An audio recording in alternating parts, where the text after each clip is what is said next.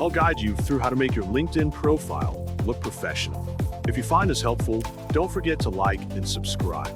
Open your browser and search for linkedin.com in the search bar. Log into your account by entering your email and password.